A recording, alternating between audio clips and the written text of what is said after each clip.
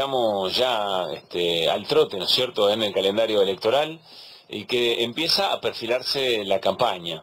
Entiendo que el gobierno le encargó a Durán Barba durante el lapso de un mes un estudio en todo el país para que ese equipo de asesores en términos de comunicación de campaña puedan ir registrando lugar por lugar en la Argentina cuáles son los tópicos, cuáles son las agendas con las cuales se puede interpelar efectivamente, digo, de manera efectiva a los electores. Por fuera de las propuestas, de los proyectos en general, lo que se intenta es llegar a determinada población de la manera más efectiva posible en función de tratar de cautivar su intención de voto. Pero claro, en las últimas semanas se han compartido miradas y análisis muy interesantes de distintos sectores acerca de si se debe interpelar emocionalmente al electorado, si se debe argumentar con información, si se debe apuntar a las diferencias entre un modelo y el otro, si se debe apuntar a quiénes son los responsables de la actual crisis económica que se vive en la piel, ¿no es cierto? Aquello de que, bueno, el gobierno actual no sabe gobernar, ha llegado hasta aquí, es un error, es planificado, o en realidad todo lo que hoy pasa tiene que ver con la herencia recibida. Y estaba leyendo algunas consideraciones de Ana Castellani, ella es socióloga, docente e investigadora del CONICET en Sociología Económica, porque estuvo efectivamente haciendo algunos comentarios específicamente sobre una encuesta de Sinopsis, de la consultora Sinopsis, a partir de algunos elementos que allí aparecen, tomando, bueno, posición en alguna de estas ideas, ¿no es cierto? Por ejemplo, específicamente, ella opinaba sobre una consulta que apuntaba a la responsabilidad sobre la situación actual. Dice Sinopsis que 42,2% de los encuestados entienden que es de exclusiva o mayor responsabilidad de Cristina Fernández de Kirchner la actual situación, y que el 36,9% exclusiva o mayor responsabilidad del actual presidente Mauricio Macri. Y sobre esto algunas ideas, ¿no es cierto? Está Ana Castellani en línea. Ana, ¿cómo te va? Soy Pablo Caruso, con Luis Pagini y Geribal Delgado. Hacemos que vuelvan las ideas en las 7:50. Buenas tardes. Hola, buenas tardes, ¿cómo están? Gracias por atendernos. No, por favor. ¿Qué te resulta interesante de lo que por estas horas se va discutiendo en torno de cómo encarar una campaña electoral en este contexto, ¿no es cierto? Me parece que es un escenario en donde se pueden sacar varias líneas para pensar y para cuestionar incluso a personas que estamos muy interpeladas por la política, que no somos todos. Claro. Eso es lo primero para aclarar, aunque en este país es una proporción bastante significativa, que hay cosas que para algunos de nosotros son obvias o evidentes que deberían decirse o hacerse de una manera, y que en realidad el electorado es muy heterogéneo y no existe una teoría del voto clara y concisa que te pueda determinar cuáles son los motivos, o el único motivo o el principal motivo por el cual los ciudadanos eligen lo que eligen en cada una de las elecciones que tienen adelante. Ajá. Eso por un lado. Y por el otro lado, las dos derivas que vienen de eso: las estrategias que debería llevar adelante cada uno de los espacios políticos para poder posicionarse y ganar las elecciones, y por otro lado también qué rol juegan esos espacios apoyados por sus distintos tanques de ideas, medios de comunicación, intelectuales que los apoyan, etcétera, etcétera, en la legitimación y en la construcción de determinado sentido común que se va arraigando. Claro. Y estas encuestas te permiten ver eso, porque el análisis de Sinopsis, que a mí me había gustado mucho, la encuesta era más que, por lo menos lo que publicaron, eran más cuestiones relacionadas con opiniones que con intenciones de voto. No estaban midiendo intención de voto, sino analizando, según perfil de voto ya realizado, determinadas ideas que circulan y que se van consolidando. Y Claro. sobre todo esta de a qué se le atribuye la situación económica actual, ¿no? ¿Cuál es la causa de la situación económica actual? Que para la gran mayoría es mala, de eso no hay duda. Todos los que miden están midiendo que entre el 80, 75, 82 te da que están peor, que la gente cree que la situación es mala. porque además la vive y la padece, y es así, es imposible ocultar, pero la disputa por el sentido está en cuáles son las razones de esta situación, claro, que llevan a esta situación. Y además, teniendo en cuenta, Ana, me animo a sumar a lo que decís, que no para a ver, cada espacio político tiene distintos recursos. Uno puede ser parte del establishment o puede tener buena parte del establishment a su favor, con todos los recursos que eso significan, desde fondos de campaña hasta los propios medios hegemónicos. Para cada sector quizá no es igual de efectivo la misma estrategia, ¿no es cierto?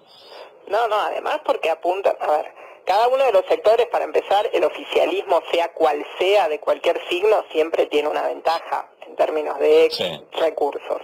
Por el aparato del Estado, digamos, ¿no? Sí, o sea, manejás los resortes del Estado y siempre hay más intersticios para colarse por ahí y utilizar eso a su favor. Pero por otro lado, sí hay una particularidad entre los dos principales espacios, en este momento Cambiemos y Unidad Ciudadana, por ponerle una etiqueta, o el kirchnerismo, así en líneas generales, o el peronismo que incluye al kirchnerismo, ya todavía ni se termina de definir bien, o todo el peronismo, como quieran. Ya dice un montón de el momentos. El espacio opositor, me parece que más allá de sus diferencias y de la construcción política y de que todavía esos armados no están terminados de cerrar, aunque se van encaminando hacia cerrarse dentro de poco, hay algo que Cambiemos, y en realidad es el PRO, viene haciendo muy bien desde el inicio, desde su existencia. O sea, es un partido que ha entendido, es un espacio político que ha entendido que es muy importante la construcción de sentido, y que incluso antes de ser gobierno en la ciudad de Buenos Aires, tenían esta idea de ir midiendo el termómetro de la opinión pública de la ciudadanía, identificando los tópicos. Por supuesto, después cuando llegaron al gobierno de la ciudad lo hicieron exclusivamente para la ciudad de Buenos Aires, y ahora que están en Nación lo hacen constantemente. O sea, hay toda una estrategia de estudio de lo que es la ciudadanía y qué piensa y cómo piensa y en dónde, cuanti y quali, porque además tienen recursos para pagar ese tipo de estudios, los estudios cualitativos, que son mucho más certeros a la hora de definir ideas instaladas, sentido común, ¿sí? A través de Focus Group, que ese es el último que se mandó a hacer al equipo que comanda Durán Barba. Pero además de tener toda ese monitoreo bastante frecuente de la opinión pública, hay toda una estrategia muy aceitada, unificada, profesionalizada de comunicación. Por supuesto que cuentan con un montón de recursos para facilitarlo, por supuesto, no estoy obviando ese dato que no es menor, pero está claro que para ellos siempre, hace mucho, es un objetivo claro y es una necesidad, y se ponen todos los cañones ahí, y si ustedes prestan atención, la comunicación de Cambiemos es una comunicación que no digo que no tenga fisuras, pero casi no las tiene, porque hay siempre resignificaciones de las cosas que suceden, que se comparten a todos los dirigentes y se repiten. Y eso la oposición no lo tiene, y el kirchnerismo cuando estuvo en el gobierno tampoco lo tuvo. O sea, hay algo de que en la oposición me parece que de no terminar o recién ahora empezar a ver la relevancia de tener más afinada este tipo de estrategias que son propias de este periodo histórico, que tiene que ver con la difusión de redes sociales, y que el mensaje no es el mismo mensaje para todos los públicos, que no es lo mismo la gente que usa Facebook que la que usa Twitter, que la que usa Instagram, no es lo mismo por edad ni por nivel socioeconómico, digamos. Hay estrategias que tienen que hacerse focalizadas, diferenciadas a los distintos nichos. Y lo que hoy tienen en común estos dos espacios políticos es ese tercio en disputa, yo diría que es un poquito incluso menos que ese tercio, que hay que salir a conquistar el voto por encima de las dos minorías intensas que existen, ¿no? ¿Se entiende? Sí, ¿qué tal, Ana? Tienen en común el mismo sujeto en disputa, y a ese sujeto no se le habla como se le habla al núcleo duro de cada uno. es distinto. ¿Qué tal, Ana? Luis Pablo Giniger te saluda. ¿Cómo andás, Luis? Lo que uno se pregunta escuchándote, que es muy, pero muy interesante, y te digo algo, es algo que nosotros como espacio radial, incluso otros espacios similares al nuestro, nos estamos preguntando todo el tiempo, ¿no? ¿Cuál es el lugar que queda entonces para la argumentación? Digo, ¿hasta dónde tiene sentido seguir argumentando de manera compleja, con datos? ¿En qué espacios? Si es algo reservado para nosotros mismos, o ese tipo de argumentación puede llegar más allá, romper esa frontera en algún ámbito. Mira, lo que se sabe de estudios de recepción es que las personas, en su gran mayoría, excepto alguna minoría, que o por mucho interés en la política, o por formación profesional, o lo que sea, es más cartesiana, digamos, necesita una lógica de razonamiento con argumentos y es capaz de cambiar sus argumentos en función de los datos que se le presentan. Eso es una minoría. La gran mayoría, sea del espacio político que sea, lo que hace cuando busca información es convalidar lo que ya cree. O sea, no es que sale a buscar como en una investigación judicial o académica o de otra índole las pruebas que corroboren. No, lo que le gusta es leer algo que le cierre en su universo de sentido que ya está prefigurado. Claro, es interesante pensarlo en nosotros mismos, incluso cuántas veces uno mismo cambia de opinión en base a argumentos, ¿no? Exacto. Pero vamos a suponer que saquemos un poco a las dos minorías intensas, que cada una de ellas, a mi juicio, no va a cambiar nada, vea lo que vea y pase lo que le pase. O sea, ya hay un escenario de polarización tal que hay 2/3 muy identificados con proyectos que son antagónicos, estilos antagónicos, ideas, concepciones del mundo, de la vida, del país, de todo, distintas, ¿sí? El tema es que te queda otro tercio, que es un tercio que es el que siente que la política le pasa por el costado, que no afecta su vida necesariamente, que hoy pudo votar a Macri porque creía en un cambio y anteayer votó a Cristina porque se apenaba que había enviudado, digamos, podía ser por cualquier motivo. Entonces el tema es entender que en un escenario de ciudadanías en donde tenés un conjunto importante de población que atraviesa todas las edades y todas las clases sociales, que se mueve con la habilidad en el voto, o sea que oscila, que puede ir de acá para allá, esa gente es la que, o sea, mayoritariamente, no es la única, digo, pero que ahí la persuasión es más efectiva. No puede ser exclusivamente con datos, porque la racionalidad, que eso es lo que para mí es clave que se entienda, para los sociólogos es más claro porque Weber nos lo explicó hace mucho, digo, pero la racionalidad no es solamente con arreglo a fines, a lo que se supone que es una cosa lógica de costo-beneficio. Hay racionalidades muy racionales con arreglo a valores en la toma de decisiones, con arreglo a emociones, con arreglo a tradiciones, ¿no? Se llama así, o sea, que se toma la decisión por otra cosa. Sí. Y uno de los errores políticos más grandes que puede tener la militancia es creer que el otro a persuadir comparte exactamente el mismo universo de sentidos que uno, ¿sí? Entonces uno ve los datos, el 60% hoy cree que, porque el 42% cree que la mayoría de la responsabilidad de lo que pasa en materia económica es culpa de la herencia, ¿no? Digamos, del gobierno anterior. Sí. Y eso es un logro increíble del gobierno, que por supuesto lo replica con todo lo que replica el aparato periodístico dominante, ¿no? Pero no es solamente eso, porque además tenés hasta un 18%, casi 19%, o sea que sumás más de un 60%, que cree que es mitad y mitad, ¿no? Entonces el nicho ahí a disputar es ese que cree que es mitad y mitad.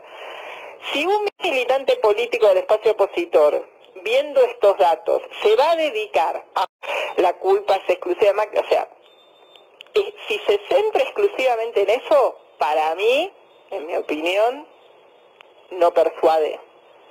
¿Sí? O sea, lo que se necesita no es salir ahora a discutir eso solamente, y mucho menos plantear una campaña que te proponga ir para volver a ese pasado. Claro, claro.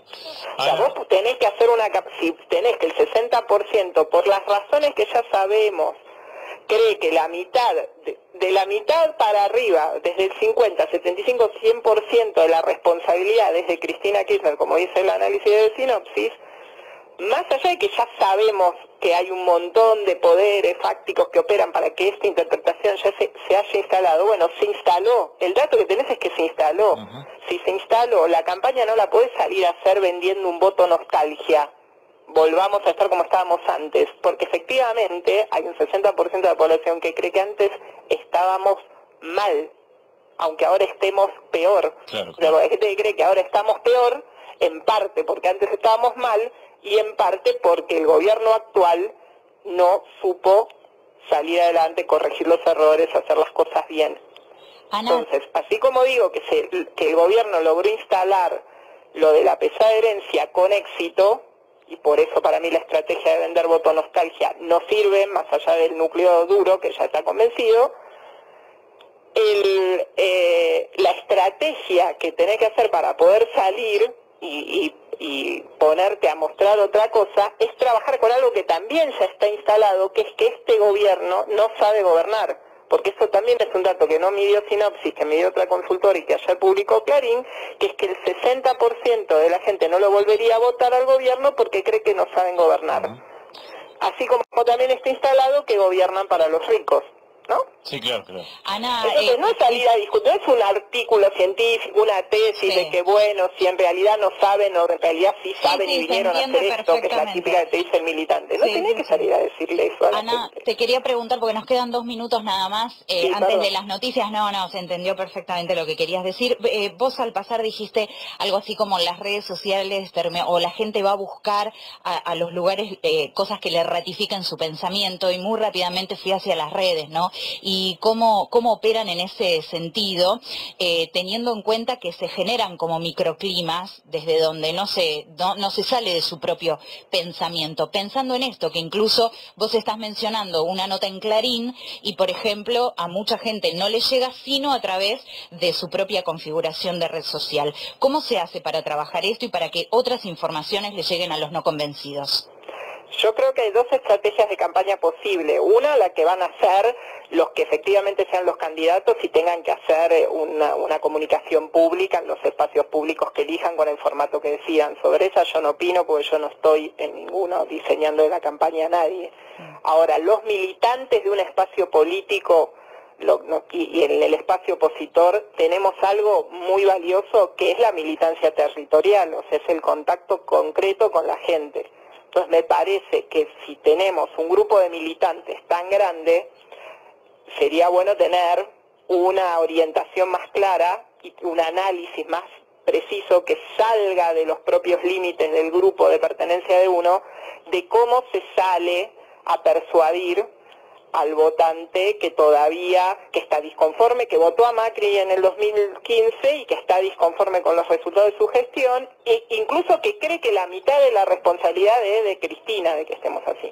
¿Se entiende? Sí, claro, y te hago la última, que tiene que ver si hay un corte etario de cómo votan los sub-35, hablando de esto, ¿no? Si votan desde la racionalidad, desde la empatía, sacando siempre al núcleo duro, ¿no? De esos, de ese grupo también etario.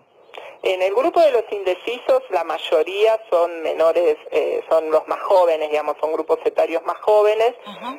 En el de los indecisos, Sí. O sea, no quiero decir que todos los jóvenes sean indecisos. Sí, se entiende. Y de ciudades de menos de 100.000 habitantes, es otro público, digamos, ese es el perfil que se tiene de los indecisos. Hasta ahora, hasta los últimos estudios, a mí me parece que a los jóvenes en general suelen depender hacia ir a voto opositor, en la mayoría. Pero me parece que lo que hay que seguir trabajando es con redes sociales, con la militancia que también se puede hacer en redes sociales y la militancia que se puede hacer territorialmente, pero teniendo en claro primero de dónde se está partiendo. No nos podemos enojar con el votante. No vas a convencer a nadie si le decís que está engañado por los medios, que fue un tonto, que se dejó estafar, que cómo no se da cuenta. O sea, me parece que la respuesta política es otra, la gente está mal, sabe que está mal y hay que ofrecerle una salida que la entusiasme. Ana, muy interesante la charla, tanto que están llegando muchísimos mensajes opinando sobre lo que nos contás y lo que reflexionás. Seguramente después en un ratito lo bajamos un poquito a tierra y sacamos alguna conclusión. Muchísimas gracias por este rato, ¿eh? No, gracias a ustedes y voy a seguir escuchando a ver cómo sigue el análisis. Dale.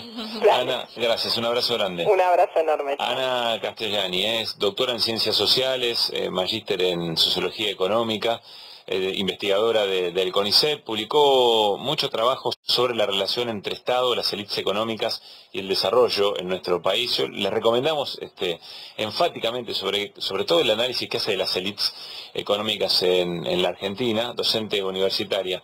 En un ratito, insisto, estamos con las noticias ya con Jorgelina, pero me parece que dejó mucho para... Claro que sí. Yo para reconocer mis propias limitaciones sobre todas estas cosas. Ya les voy adelantando mi enojo con la situación, pero bueno, habrá que entenderlo de esa manera.